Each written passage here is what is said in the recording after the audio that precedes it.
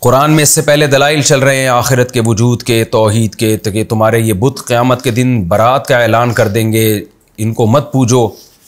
اس کے باوجود بھی اللہ نے کہا کہ جو لوگ بھی ظلم کرتے ہیں نا، شرک کرتے ہیں، خدا کی نافرمانی کرتے ہیں، اسلام کو فالو نہیں کرتے، ان کو کہا جا رہا ہے۔ وہ بار بار کہہ رہے تھے نا پچھلے رکوع میں کہ کب وعدہ پورا ہوگا، تو اللہ کہتے ہیں جس دن وعدہ پورا ہوگا اس دن حال کیا ہوگا۔ وَلَوْ أَنَّ لِكُلِّ نَفْسٍ ظَلَمَتْ، اگر ہو جائے ہر اس ذات کے لیے جس نے ظلم کیا، یعنی ظلم شرک کو بھی کہتے ہیں، شرک کیا، ما فی الارض، اس کو دے دیا جائے جو کچھ زمین میں ہے، زمین کے سارے خزانے کسی کے ہینڈ اوور کر دیے جائیں، لَافْتَدَتْ بِهِ، تو وہ اس کو بھی فدیے میں دے گا، بھی اس عذاب کے بدلے میں، اس عذاب کے بدلے میں وہ چاہے گا ساری دولت کے سارے خزانے لے لو، مگر ظاہر ہے دوسرے مقام پر ہے کہ اللہ تعالیٰ اس کو قبول نہیں کرے گا۔ وہ اثر الندامت، یہ لوگ ندامت کو چھپائیں گے، یعنی دل میں شدید نادم ہوں گے۔ یہ اسرار کا لفظ عربی میں ایسا لفظ ہے جس کو ازداد میں سے کہتے ہیں، ضد۔ کیا مطلب؟ یہ یعنی دو متضاد معنوں میں استعمال ہوتا ہے، اس کا معنی ظاہر کرنا بھی ہوتا ہے، اس کا معنی چھپانا بھی ہوتا ہے۔ تو یہ سیاق و سباق سے پتہ چلتا ہے کہ یہاں ظاہر کرنے کے معنی میں استعمال ہو رہا ہے یا چھپانے کے معنی میں استعمال ہو رہا ہے۔ تو عام طور پر اس کا ترجمہ یہاں پر چھپانے کے معنی میں کیا جاتا ہے، دل میں نادم ہوں گے، اور بعض جگہ قرآن سے پتہ چلتا ہے کہ وہ اس ندامت کا بعد میں اظہار بھی کریں گے۔ وَأَسَرُّ النَّدَامَةَ لَمَّا رَأَوُا الْعَذَابَ، جب وہ عذاب دیکھیں گے تو شدید ندامت کو چھپائیں گے وہ۔ وَقُضِيَ بَيْنَهُمْ بِالْقِسْطِ، اور ان کے درمیان انصاف سے فیصلہ کر دیا جائے گا اور ان پر ظلم نہیں کیا جائے گا۔ یعنی دنیا میں تو عذاب کا مذاق اڑاتے تھے، کب آئے گا کب آئے گا، لیکن جب آئے گا نا تو ان کی خواہش ہوگی ساری دنیا کی دولت دے دوں میں، اور دل میں شدید نادم بھی ہوں گے۔ اب اللہ اس کا جواب دیتے ہیں کہ تم کیسے کہتے ہو کہ قیامت قائم نہیں ہوگی اور مردوں کو اللہ زندہ نہیں کرے گا؟ اللہ کی ملکیت میں سب کچھ ہے، وہ بڑا طاقتور ہے۔ الا، خبردار سنو۔ یہ خبردار کا لفظ کیوں استعمال کیا جا رہا ہے؟ کہ انسان کو بیدار کرنے کے لیے، کہ یہ کیسے تمہارے دل میں وسوسہ آ جاتا ہے کہ خدا تمہیں دوبارہ نہیں پیدا کر سکتا۔ اس لیے اللہ کہہ رہے ہیں الا، خبردار، غور کرو اس بات پر، ان للہ ما فی السماوات والارض، اللہ ہی کے لیے ہے جو کچھ آسمانوں میں اور زمین میں۔ تو جو ہر چیز کا مالک ہو اس کے لیے دوبارہ پیدا کرنا کیا مشکل ہے؟ الا، خبردار سنو، ان وعد اللہ حق، بے شک اللہ کا وعدہ سچا ہے۔ یعنی جو ساری کائنات کا مالک ہے، تو اس پہ بھی اللہ نے تنبیہ کی الا کے لفظ کے ذریعے، خبردار سنو، اس ساری کائنات کا مالک ہے۔ پھر اللہ کہتے ہیں خبردار سنو، اس کا وعدہ سچا ہے کیونکہ وہ ساری کائنات کا مالک ہے۔ اس طرح یہ دو جملوں میں لنک ہوگا۔ وَلَكِنَّ أَكْثَرَهُمْ لَا يَعْلَمُونَ، لیکن اکثر لوگ یہ بات نہیں جانتے، یعنی ان کو مستحضر نہیں ہے یہ بات۔ پھر آگے اللہ کہتے ہیں هُوَ يُحْيِي وَيُمِيتُ، وہی تو زندگی اور موت دیتا ہے۔ تو دنیا میں تمہیں نظر نہیں آ رہا کہ کیسے مردہ چیزوں سے حیات پیدا کر دیتا ہے وہ، اور کیسے زندہ چیزوں کو موت دے کے ختم کر دیتا ہے؟ تو کیا وہ دوبارہ زندہ نہیں کر سکتا؟ هُوَ يُحْيِي وَيُمِيتُ، وہی زندگی دیتا ہے، وہی موت دیتا ہے۔ وَإِلَيْهِ تُرْجَعُونَ، اور اسی کی طرف بالآخر تم لوٹائے جاؤ گے، یعنی وہ دوبارہ زندگی دے گا اور اپنے پاس تمہیں جمع کرے گا۔ اب تک تو اللہ نے ایک دھمکی دی نا کہ جو نافرمان لوگ ہیں انہیں شدید عذاب ہوگا، پوری دنیا کی دولت بھی دیں گے، اس عذاب سے نہیں چھوٹ سکتے۔ پھر اللہ نے دلیل دی کہ جو زندگی اور موت کا مالک ہے وہ کیوں دوبارہ پیدا نہیں کر سکتا۔ اب اللہ ایک اور انداز سے انسان کو سمجھا رہے ہیں، وہ یہ ہے کہ تمہیں تو آسمان سے جب ہدایت نازل ہوئی اس پہ خوش ہونا چاہیے۔ یعنی کوئی انسان کسی کو گفٹ دے رہا ہو اور وہ اس گفٹ میں اشکالات کر رہا ہو، تو ایسے موقع پہ لوگ کیا کہیں گے؟ ابے تجھے تحفہ مل رہا ہے، تو اس تحفے پہ خوش ہو جانا، بجائے اس کے کہ اس تحفے پہ تو عیب تلاش کر رہا ہے، اس میں شک اور شبہ پیدا کر رہا ہے۔ تو اللہ کہتے ہیں یہ جو قرآن تمہاری طرف آسمان سے نازل ہو رہا ہے، یہ اس لیے نہیں ہے کہ تمہیں ٹینشن میں ڈالا جائے، تمہیں مصیبت میں ڈالا جائے، اور تم اس کے بارے میں پھر محمد صلی اللہ علیہ وسلم کو اپنا مد مقابل سمجھ کے ان کو نقصان پہنچانے کی کوششیں شروع کر دو۔ یہ تو تمہارے اوپر احسان کر رہے ہیں، تو احسان کا تقاضا ہے کہ خوش ہو جاؤ اس پر۔ تو اس لیے اللہ فرماتے ہیں یا ایھا الناس، اے انسانوں، اس ساری دنیا کے سارے انسانوں کو قیامت تک کے لیے خطاب ہے. آج بھی یہ آیت قرآن کا حصہ ہے اور آج بھی ساری دنیا کے سارے انسانوں کو کہہ رہی ہے. کیا کہہ رہی ہے؟ قد جاءتکم موعظۃ من ربکم. بڑی پیاری آیت ہے، بڑا مزہ آتا ہے اس کے پڑھنے میں. تحقیق آ چکی ہے تمہارے پاس نصیحت من ربکم، تمہارے پروردگار، تمہارے پالنے والے خدا کی طرف سے. کیسی زبردست بات ہے. ایک نصیحت وہ ہوتی ہے جو گورنمنٹ ماتحت لوگوں کو کر رہی ہوتی ہے. ایک نصیحت یہ ہوتی ہے جو ڈاکٹر کسی کو کر رہا ہوتا ہے، ایک سیاستدان کسی کو کر رہے ہوتے ہیں، ایک ماہرین کسی کو کر رہے ہوتے ہیں. باپ کر رہا ہوتا ہے اولاد کو، ماں کر رہی ہوتی ہے اپنی اولاد کو، آپ کا باس آپ کو نصیحت کر رہا ہے. قرآن کہتا ہے تمہارے رب کی طرف سے نصیحت نامہ آ چکا ہے. یعنی یہ جو قرآن آ چکا ہے یہ نصیحت نامہ ہے تمہارے رب کی طرف سے. اور ایک اور بڑی نعمت ہے یہ وَشِفَاءٌ لِمَا فِي الصُّدُورِ. سینوں میں جو چھپی بیماریاں ہیں نا، حسد، بغض، دنیا کی محبت، ٹینشن، اس کی وجہ سے ٹینشنیں ہوتی ہیں ان بیماریوں کی وجہ سے، اور بزدلی اور کنجوسی، جیلسی، یہ ساری جو باطنی بیماریاں ہیں جن سے پاک ہونا انسان کو انسان بننے کے لیے ضروری ہے. دیکھیں دو قسم ہوتی ہے نا، ایک انسان اوپر سے بڑا صاف ستھرا ہو جائے، اچھے کپڑے پہنے، اندر اس کے جیلسی ہے، بغض ہے، نفرت ہے، لوگوں کی ٹانگیں کھینچنے کا جذبہ. تو قرآن کہتا ہے کہ یہ ایسی کتاب آئی ہے تمہارے سینوں میں چھپی بیماریوں کے لیے بھی شفا ہے، تو تم اس سے اچھے انسان بھی بن سکتے ہو. یعنی نصیحت نامہ ہے اور ظاہر بھی درست کرے گی تمہارا، اندر سے بھی ٹھیک کر دے گی تم کو.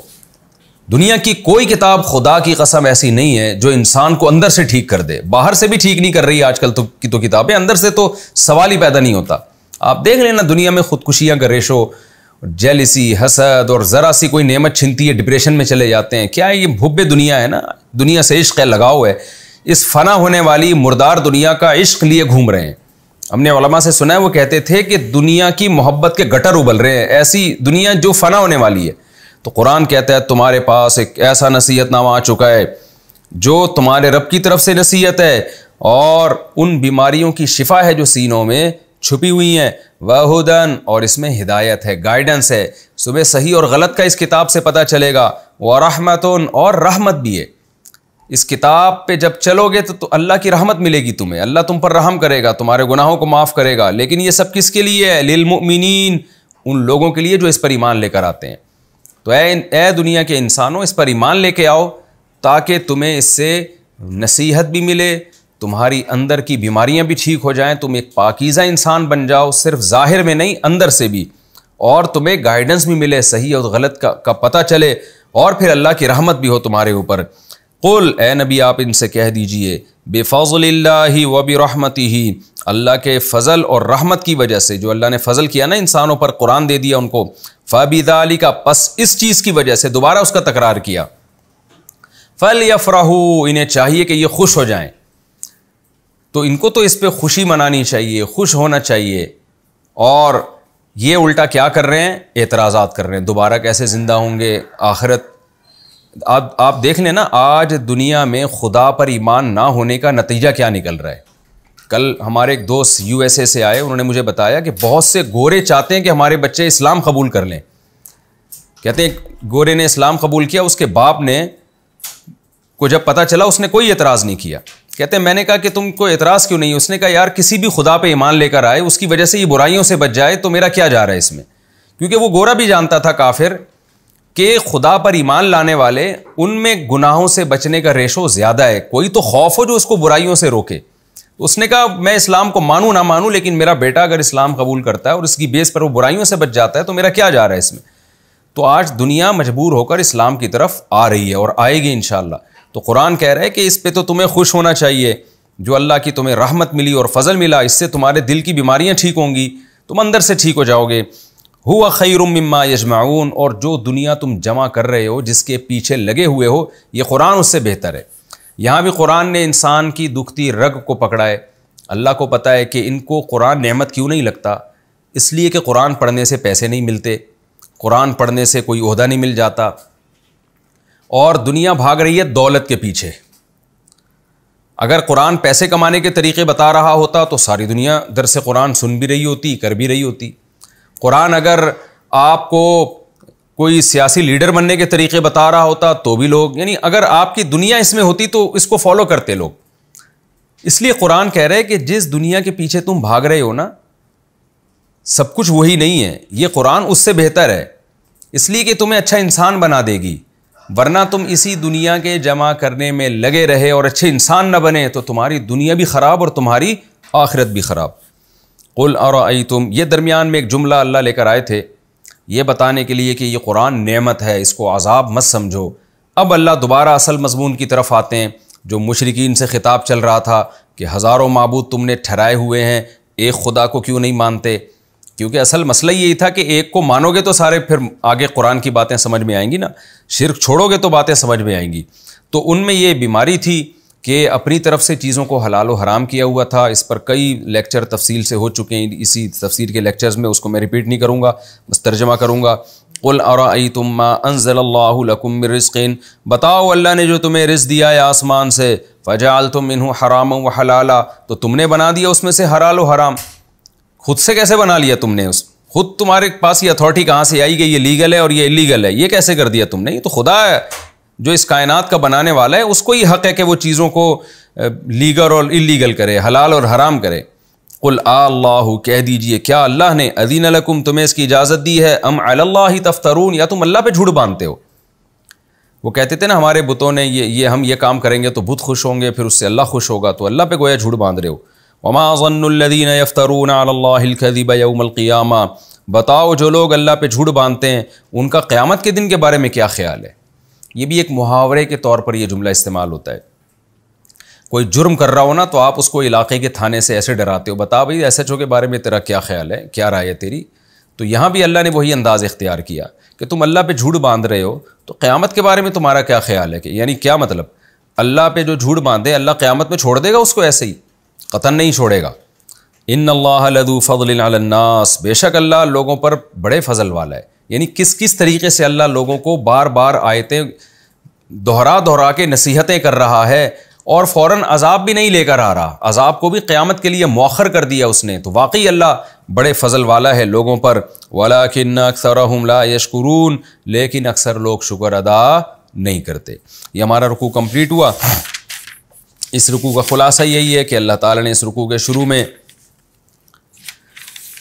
پہلے تو انسان کی قسم پرسی بیان کی کہ جب قیامت کے دن عذاب اپنی آنکھوں سے دیکھے گا تو چاہے گا ساری دنیا کی دولت خرچ کر دوں مگر وہ قبول نہیں کی جائے گی. پھر اللہ نے اپنی طاقت اور قدرت کی دلیل دی، جو کچھ آسمانوں اور زمین میں ہے اللہ کا ہے، لہذا اللہ کا وعدہ سچا ہے، وہی موت اور زندگی دیتا ہے، تو دوبارہ وہی تمہیں زندگی دے گا اور تم نے اسی کی طرف لوٹ کر جانا ہے.